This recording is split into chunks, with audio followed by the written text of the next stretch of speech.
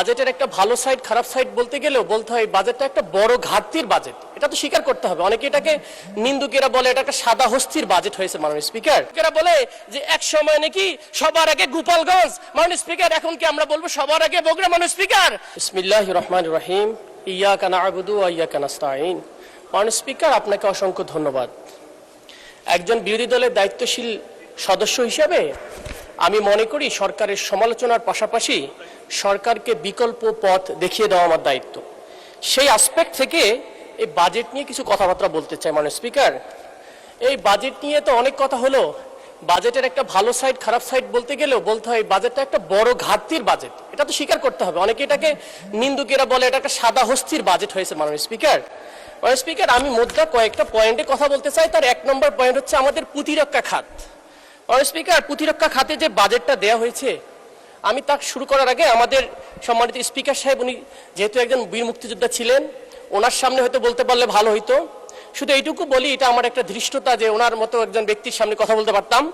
কিন্তু আমরা দেখলাম ওই যুদ্ধের সময়ও যদি আমরা আমাদের প্রতিরক্ষা খাতে যথেষ্ট বরাদ্দ বা অস্ত্র থাকতো, আধুনিক অস্ত্র, তাহলে হয়তো আমাদের লোক দিয়েই আমরা একক কৃতিত্বেই আমরা স্বাধীনতা অর্জন করতে পারতাম মাননীয় স্পিকার।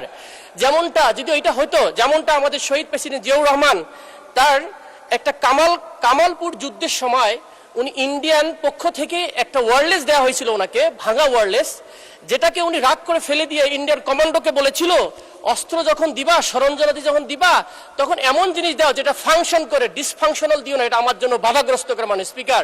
মাননীয় স্পিকার, কেন এই জন্য বলতেছি, আজকে আমাদের প্রতিরক্ষা খাতের যে বাজেট দেওয়া হয়েছে মাত্র 42 কোটি টাকা মাননীয় স্পিকার, 42,000 কোটি টাকা, যার মধ্যে 35,000 কোটি টাকায় শুধু পরিচালনা ব্যয়। কিন্তু মাত্র 7,000 কোটি টাকা দিয়ে কি আমাদের প্রতিরক্ষা হবে মাননীয় স্পিকার? এই প্রতিরক্ষা বাজেট দিয়ে যে আমাদের আধুনিক অস্ত্র কেনা হবে, এই অস্ত্র তো প্রতিরক্ষা দিবে শুধু আপনার আমার সবার এই 350 জন সংসদ সদস্যের এলাকার মানুষের প্রতিরক্ষা দিবে মাননীয় স্পিকার। যেখানে আমাদের প্রতিদিন আমাদেরকে বিভিন্ন বর্ডার থেকে হুমকি দেওয়া হচ্ছে, আমার পঞ্চগড়ের বর্ডারে দখল করে নেওয়া হবে, আমার চিকেন নেক থেকে দখল করে নেওয়া হবে, আমার দক্ষিণের ফেনী সীমান্ত থেকে দখল করে নেওয়া হবে, আমার রংপুর বিভাগের আমাদের হিলি বর্ডারে, আমাদের দিনাজপুর অঞ্চলে মাননীয় স্পিকার পলাশবাড়ির গাইবান্ধা, আমার কুড়িগ্রাম, সর্বমহল থেকে যখন আমার কাছে থ্রেটেন আসে, রাষ্ট্রীয় সভরেন্টি সিকিউরিটি যখন আমার থ্রেট হয় মাননীয় স্পিকার, তখন এই বাজেট দিয়ে আমাদের প্রতিরক্ষা খাত বরাদ্দ হয়নি মাননীয় স্পিকার। আমি যদি এই দিকেও তাকাই মাননীয় স্পিকার, আমাদের মায়ানমার সাইডে যুদ্ধ চলমান মাননীয় স্পিকার, সেখানেও আমাদের ফ্রন্টে চলমান রয়েছে। পার্বত্য 3টা অঞ্চল, 3টা জেলা, যেখানে তিনটা বিদ্রোহী গোষ্ঠীর বিরুদ্ধে, কুকি চীনের বিরুদ্ধে আমাদের দুইটা ডিভিশন, আর্মি ডিভিশন কাজ করতেছে। এই বরাদ্দ দিয়ে কি আমাদের প্রতিরক্ষা হবে মাননীয় স্পিকার? আমি যদি নেভালের কথাও বলি, যেটা আমাদের সামুদ্রিক লাইফলাইন বলে আমাদের বঙ্গোপসাগর, সেখানে মাত্র সেই 1980 সালের দুইটা সাবমেরিন আছে, আর কিছু অল্প কিছু ফ্রিগেট আছে। এই সক্ষমতা দিয়ে দিকে আমাদের সমুদ্র বন্দরগুলো রক্ষা করা যাবে মাননীয় স্পিকার। সেখানে আমাদের দরকার 1 ডজনের অধিক ফ্রিগেট, কভার্ট, যত প্রকার আধুনিক সরঞ্জাম, সেগুলো নাই মাননীয় স্পিকার। এই 7,000 কোটি টাকা দিয়ে সে উন্নয়ন করা সম্ভব মাননীয় স্পিকার? আমি যদি আমাদের আকাশ প্রতিরক্ষার কথা বলি, সেই চৈনিক বিমান 1960 সালের একটা ডিজাইনের আমরা শুধুমাত্র একটা বিমান দেখতে পারি, এটা F7 দেখতে পারি এবং MiG-29 দেখতে পারি, সেখানে আধুনিকরণ নেই মাননীয় স্পিকার। আপনার যদি বাজেটের দিক দিয়ে তাকাই, পৃথিবীর অন্যান্য দেশের, ইন্ডিয়াতেও তার জিডিপি 2.5% দেয়, আপনার মায়ানমার জিডিপি 3.5% দেয়। পৃথিবীর অ্যাভারেজের আমরা দেখি 2.2% হচ্ছে বাজেট সামরিক খাতে, প্রতিরক্ষা খাতে, আমাদের সেদিকে নেই মাননীয় স্পিকার।